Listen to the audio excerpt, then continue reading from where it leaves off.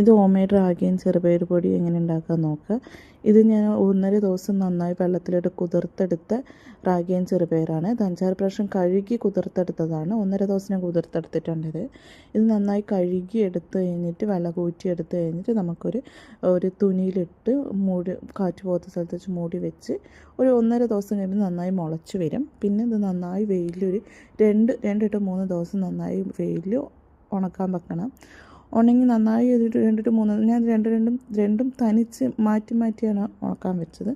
നന്നായി ഉണങ്ങി വന്നിട്ട് നമുക്കൊന്ന് എടുത്ത് റോസ്റ്റ് ചെയ്ത് വെക്കാം. റാഗി തനിച്ച്, ചെറുപയർ തനിച്ചാണ് ഞാൻ റോസ്റ്റ് ചെയ്തത്. ഇത് നമുക്ക് പിള്ളേർക്ക് വെയിറ്റ് ഗെയിനൊക്കെ നല്ലതാണ്. പിള്ളേർക്ക് ഈവനിങ്ങിലൊക്കെ നമ്മൾ കുറുക്കൊക്കെ കൊടുക്കുന്നതിൻ്റെ ഉള്ളിൽ കുറച്ച് ഇട്ട് കൊടുത്താൽ നന്നായി വെയിറ്റ് ഗെയിനൊക്കെ ആകും പിള്ളേർക്ക്. പിന്നെ ഇത് തനിച്ചും കൊടുക്കാം കേട്ടോ. പഴങ്ങൾ, ഫ്രൂട്ട്സൊക്കെ എടുത്തിട്ട് പിന്നെ ഒരു കാറ്റ് പോകാത്ത ഒരു ടിന്നിൽ ഇതൊന്ന് മൂടി വെക്കണം. എന്നിട്ട് നമുക്ക് പിള്ളേർക്കത് കൊടുക്കാം.